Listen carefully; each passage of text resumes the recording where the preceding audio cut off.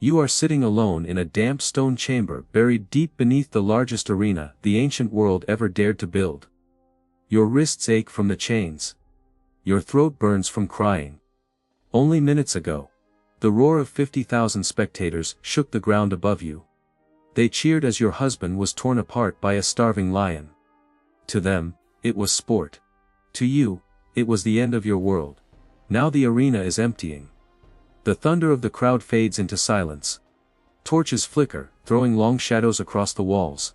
You try to steady your breath until you hear it. Footsteps. Slow, heavy. Purposeful. Approaching your cell like a countdown. A figure appears in the doorway. A hulking silhouette drenched in blood. Blood that is not his. A gladiator. The survivor of the slaughter you were forced to watch. A guard steps forward, fits a key into the lock, and swings your cell door open with a rusty groan. The gladiator lifts a hand and points directly at you. This isn't fantasy. This isn't a nightmare conjured by horror films. This was a normal afternoon in the Roman Empire. What I'm about to reveal is the chapter of Roman history that textbooks quietly skip, the one museums whisper about, the one carved into the stone tunnels beneath the Colosseum itself. Once you understand this, your idea of ancient Rome, its glory, its order, its so-called civilization, will never be the same again. Hollywood has spent decades romanticizing gladiators, turning them into tragic heroes, rebels, symbols of courage. They show us the battles, the honor, the rebellion. But none of those movies ever show what happened after the arena emptied. When the crowds went home and the torches burned low. Because that was when Rome revealed its darkest machinery. Historians have even invented a Latin term to describe what happened next. Victoria carnalis. The carnal victory. The Romans themselves never used those words. They didn't need to. To them, this wasn't unusual enough to name. It was routine. Here's what the ancient writers tell us. Men like Martial, Juvenal, Seneca, educated Romans, respected Romans, wrote plainly about a system where captured women were stored beneath arenas like supplies and handed out to victorious fighters as rewards. Not figuratively. Not poetically. Literally distributed like rations. This wasn't some hidden criminal underworld. It was organized by the state, managed with the same cold precision Rome used for taxation, aqueducts, and military logistics. Imagine that for a moment.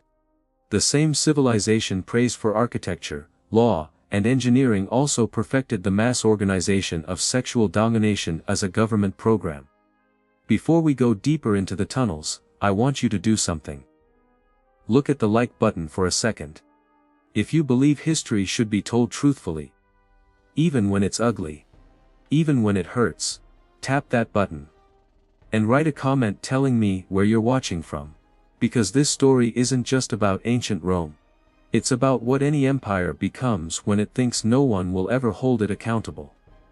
Now, follow me as we descend into the Hypogeum, the maze of chambers beneath the Colosseum where Rome turned human beings into inventory. Rome didn't rely on random cruelty. They industrialized it, they mechanized it. And it began long before the victims were dragged beneath the arena. Every time Roman legions conquered a city, Gaul, Judea, Carthage, Britain, they carcessed entire populations like goods on an assembly line. Men old enough to fight, sent to the mines or the arena. Children, sold to markets across the empire. Women, classified as captivity, state-owned spoils of war. And under Roman law, these people weren't even considered human. They fell into a category called res, things, objects, property. The same legal status as livestock or furniture. A conquered woman had the same rights as a wooden stool.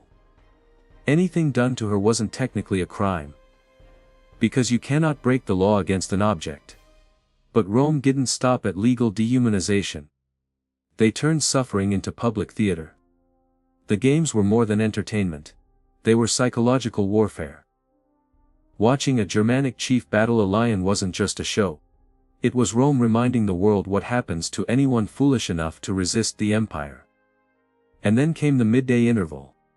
The part Hollywood never shows. The elites would leave for lunch. And the arena floor became a stage for what historians now call fatal charades. performances where prisoners reenacted myths, but the deaths were brutally real. The poet Martial, writing as casually as a food critic, describes a man dressed as Orpheus, luring animals with a lyre. Except this time, the music failed, as he puts it. And a bear ripped him apart while thousands munched on honeycakes. In another passage, this one nearly impossible to read without flinching, he recounts a woman forced to play pacify. The mythic queen who mated with a bull. Martial describes her death with chilling detachment, as if reviewing a piece of theater. To Rome it was beings raped to death by animals, as midday entertainment. Not the obsession of one deranged emperor. Not an isolated event, a system, planned, repeated, advertised, and normalized for decades. Senators brought their children. Vendors sold snacks.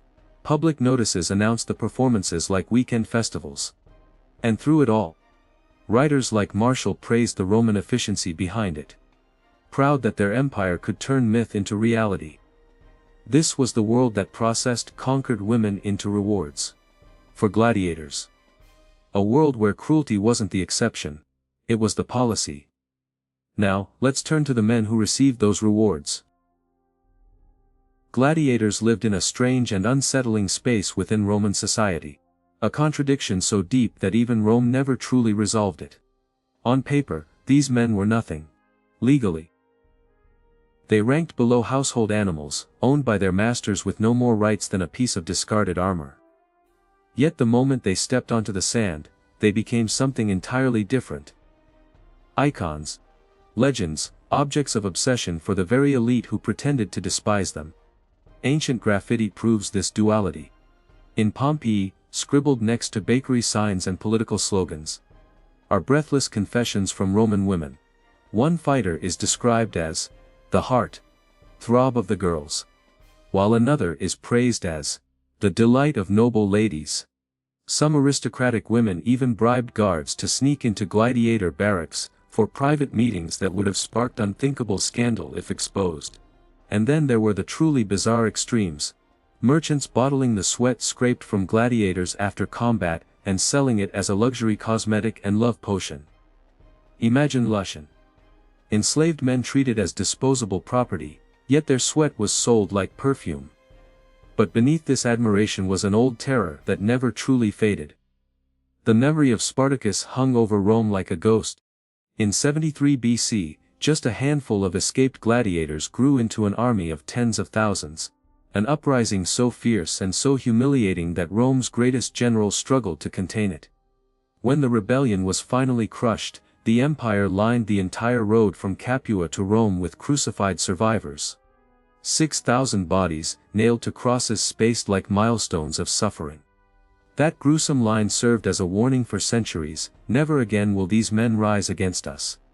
So Rome crafted a ruthless system of control, one built on punishment and fear, but also temptation. A gladiator could be starved or fed, beaten or praised, depending on how useful he seemed. Some earned money. Some earned freedom after enough victories. But there was another reward, hinted at again and again in ancient texts. A reward Rome considered too normal to describe in detail: access to the women imprisoned beneath the arena. The clues appear in fragments. Throwaway lines from Martial, Juvenal, and others, casual references that only make sense when pieced together. After an especially impressive victory, certain fighters were granted what writers call the privileges of the victor. Historians now believe this included something chilling: the right to choose from the female captives Rome kept in the dark chambers below the amphitheater. The procedure, as reconstructed from texts and archaeology, reads like something out of an administrative manual. After the crowd dispersed, the victorious gladiator was escorted through the bowels of the arena, still wearing his armor, still reeking of blood and sweat. An official from the Ludus, Rome's gladiator management system, would guide him past cages, tunnels, and mechanical lifts to a row of stone cells. These weren't ordinary holding rooms. Excavations beneath the Colosseum, Capua, and Pompeii have revealed small, bare chambers with features that defy any interpretation except the obvious. Benches built at uniform heights. Iron rings secured into the walls at wrist and ankle level. Heavy doors reinforced with metal and designed to lock from the outside. Some walls bear deep scratch marks, desperate grooves dug into the stone by fingernails. Inside these cells were women Rome classified not as humans, but as inventory. The state kept ledgers organized by region: Germanic, Britannic, Judean, Thracian, each woman catalogued with the same cold precision used to count livestock. Their ages, physical condition, and origin were recorded by officials called commentary, whose job was literally to manage human beings as state property. The gladiator was shown a series of cells. Some accounts imply he could choose. Others suggest the woman was simply assigned to him like equipment borrowed for an evening. Once the selection was made, the guard locked the door, sealing both of them inside. Ancient writers do not describe what followed. They didn't have to. The rooms describe it for them. And here is the most horrifying part: none of this was considered illegal or immoral by Roman standards. This was simply how the system worked: a reward, a management tactic, a political message, a demonstration of dominance. It satisfied several goals at once. It kept gladiators loyal without granting them real power. It made use of war prisoners who cost the state nothing. And it served as a reminder to the gladiators and to the conquered peoples of what Roman victory truly meant. One forgotten Roman writer summarized it with chilling clarity: the victor claims his prize as Rome claims its provinces. By conquest. Archaeology supports everything the text refused to spell out. Those strange rooms beneath the Colosseum. They don't match any other known function. They aren't animal cages. They aren't storerooms. Their design is too specific, too purposeful. Combined with the inscriptions carved into the walls, please, names, fragments of languages from every corner of the empire, the picture becomes undeniable. These chambers weren't accidents of architecture. They were part of the blueprint. They were built for use. And they were used often. From here, the story only gets darker. Because to understand what these rewards truly meant, we must step into the lives of the women who lived and died in those cells.